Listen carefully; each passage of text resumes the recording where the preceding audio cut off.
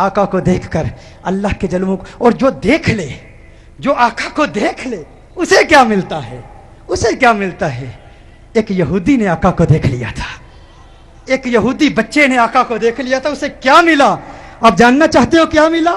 سننا چاہتے ہو؟ ایک یہودی غیر مسلم بچہ ایک مرتبہ اس نے مدینۃ المنورہ میں کونین کے والی صلی اللہ علیہ وسلم کے حسین چہرے کو دیکھ لیا، آقا کے حسن کو دیکھ لیا، چہرہ والضحیٰ کو دیکھ لیا، آقا کی زلفوں کا اسیر ہو گیا، آقا کے پیار کو، آقا کی محبت کو، آقا کے عشق کو، چہرہ والضحیٰ کو، محبوب کے دیدار کو، محبوب کی زیارت کو، چہرہ یار کو آئینہ دل میں یوں اتار لیا، دل کے آئینے میں یوں اتار لیا کہ آقا کے عشق میں، آقا کی محبت میں ہر وقت روتا رہتا، گریہ زاری کرتا، آقا کو یاد کرتا۔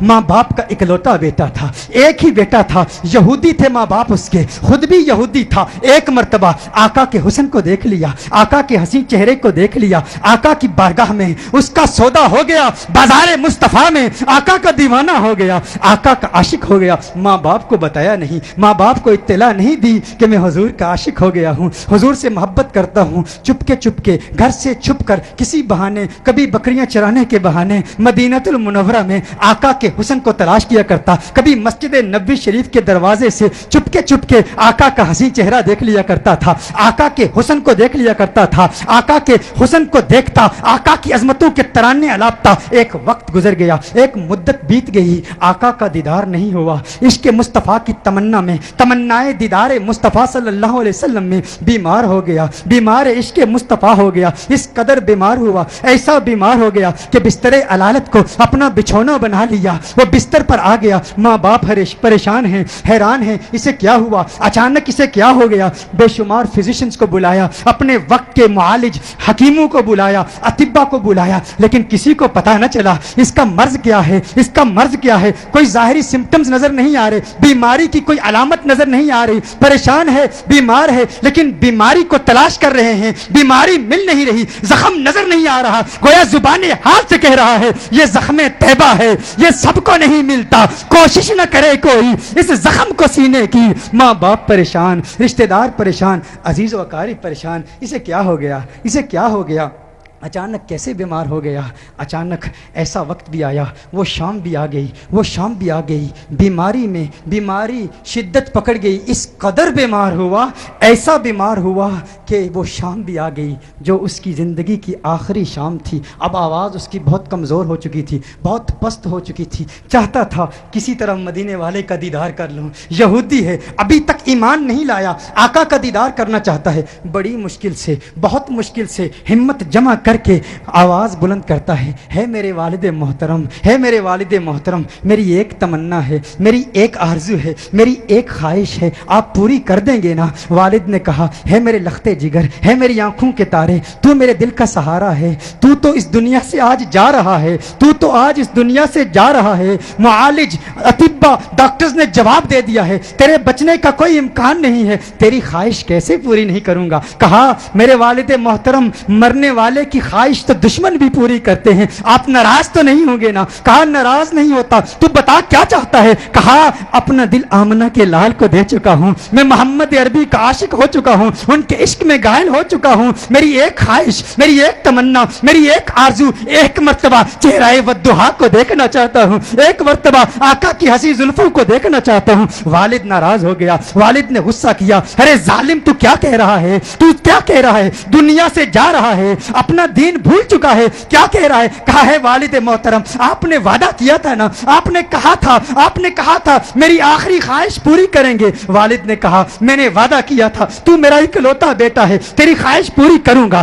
آقا کی بارگاہ میں پیغام پہنچایا گیا، رسول اللہ صلی اللہ علیہ وسلم کی بارگاہ میں پیغام پہنچایا گیا، ایک یہودی ہے پر ہے آپ کا دیوانہ، آپ کا عاشق ہے، میرے آقا رحمت للعالمین ہیں، وہ ساری کائنات کے لیے رحمت ہیں، فقط مسلمانوں کے لیے رحمت نہیں، وہ ہر مذہب سے تعلق رکھنے والوں کے لیے رحمت ہیں، فقط انسانوں کے لیے رحمت نہیں، وہ تو نباتات کے لیے رحمت ہیں، وہ تو جمادات کے لیے رحمت ہیں، وہ تو شجرات کے لیے رحمت ہیں، وہ تو جنات و ملائکہ اور ساری کائنات کے لیے رحمت ہیں۔ میرے آقا کا انداز دلبرانہ دیکھیے، میرے آقا نے صحابہ سے فرمایا صحابہ اٹھو، ایک یہودی ہے پر مجھ سے پیار کرتا ہے، دنیا سے جا رہا ہے، آؤ اس کے پاس چلتے ہیں۔ میرے آقا یہودی بچے کے گھر میں چلے جاتے ہیں، وہ یہودی بچہ آقا کا انتظار کرتے کرتے اب اس کی آنکھیں بند ہو چکی تھی، اب وہ انتظار کرتے کرتے اب اس کی آنکھیں بند ہو چکی تھی، والد اس کے قریب کھڑا تھا، والد نے کہا ہے میرے لختے جگر، ہے میرے بیٹے آنکھیں کھول، آنکھیں کھول، آنکھیں کھول،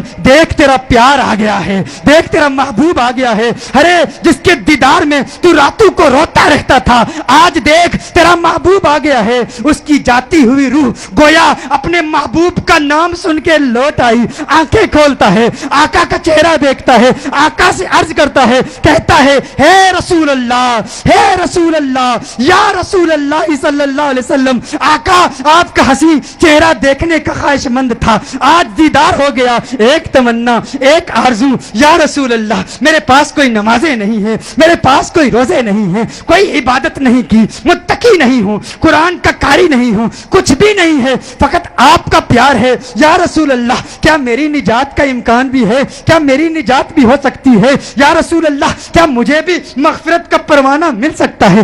آقا نے ارشاد فرمایا ہاں کلمہ توحید پڑھ، میں تیری نجات کی ضمانت دیتا ہوں۔ وہ آقا کے قدموں میں گر جاتا ہے، آقا کے قدموں میں گر جاتا ہے، آقا کے قدموں میں گر کے کہتا ہے قبر سے، منزل قبر سے لے کر دخول جنت تک آپ کی ضمانت پر کلمہ پڑھتا ہوں، کلمہ توحید پڑھتا ہے، جان اللہ کے سپرد کر دیتا ہے۔ والد نے کہا یا رسول اللہ صلی اللہ علیہ وسلم اب اس کی میت مسلمانوں کی امانت ہے، اہل اسلام کی امانت ہے، اب اس کی تجہیز و تکفین کی ذمہ داری آپ کی ہے۔ جب جنازہ تیار کیا جاتا ہے اس عاشق کا، جب جنازہ تیار کیا جاتا ہے اس دیوانے کا، اس عاشق کا جنازہ مدینۃ المنورہ کی گلیوں میں گھمایا جاتا ہے، ہر طرف اسی عاشق کا چرچا ہے، ہر طرف اسی عاشق کے تذکرے ہیں۔ مدینۃ المنورہ کے مضافات سے لوگ جمع ہوتے ہیں اس عاشق کا دیدار کرنے کے لیے۔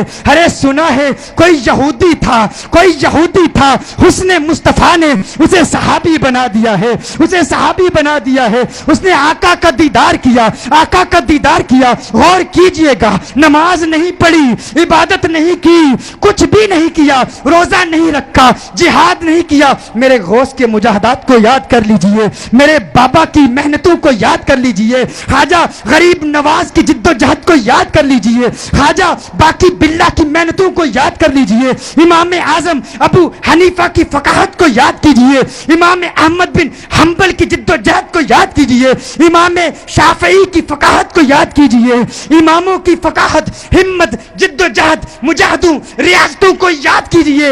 وہ سب اس یہودی کا مقابلہ نہیں کر سکتے جو پہلے یہودی تھا اب صحابی ہو گیا ہے، ایمان کی حالت میں آقا کا دیدار کیا۔ یہ غوث اعظم سے بھی بڑا ہے، یہ خواجہ غریب نواز سے بھی بڑا ہے، سب دیکھنے کے لیے آئے ہیں، دیدار کریں اس صحابی کا جس نے فقط ایک مرتبہ آقا کو دیکھا اور ایسے بلند و بالا عرفہ و اعلیٰ مقام پر فائز ہو گیا۔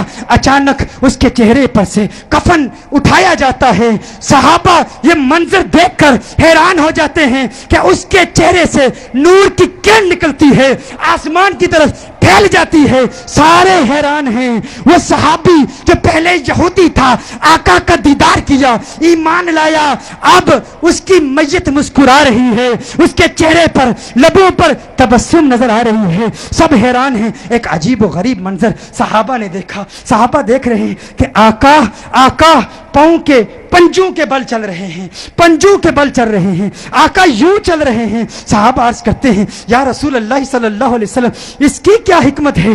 آقا نے ارشاد فرمایا عالم بالا کے فرشتے میرے اس عاشق کو دیکھنے کے لیے اس تعداد میں آئے ہیں، اس کثرت سے آئے ہیں، زمین پر پاؤں رکھنے کی جگہ نہیں ہے، پنجوں کے بل چل رہا ہوں۔ میرے آقا صلی اللہ علیہ وسلم اس عاشق کو جنت البقیع میں لے جاتے ہیں، خود اپنے ہاتھوں سے اسے دفناتے ہیں, اپنے ہاتھوں سے اسے دفناتے ہیں. صحابہ منظر دیکھتے ہیں, حیران ہیں. آقا بہت دیر لگا دیتے ہیں. آقا جب اس کی قبر سے باہر آتے ہیں تو آقا کے ماتھے پر پسینہ ہے. صحابہ عرض کرتے ہیں یا رسول اللہ صلی اللہ علیہ وسلم, آقا کیا ہوا, آقا کیا ہوا, اتنا وقت کیوں لگا؟ آقا نے فرمایا جب یہ اس دنیا سے گیا تھا مجھ سے وعدہ لیا تھا, میں نے وعدہ کیا تھا, میں نے کہا تھا قبر کی منزل سے لے کر دخول جنت تک میں تیری مغفرت کی ضمانت دیتا ہوں. کہا یہ بات سن کر جنت کی حوریں اتنی خوش ہوئی ہیں, اتنی تعداد سے آئی ہیں. جب اسے قبر میں رکھا گیا تو بے تحاشا اس کی طرف بھاگی ہوئی گئی ہیں اور اس کے چہرے کی بلائیں لے رہی ہیں. آقا نے ارشاد فرمایا اس لیے دیر ہو گئی اور میرا پسینہ اس کے چہرے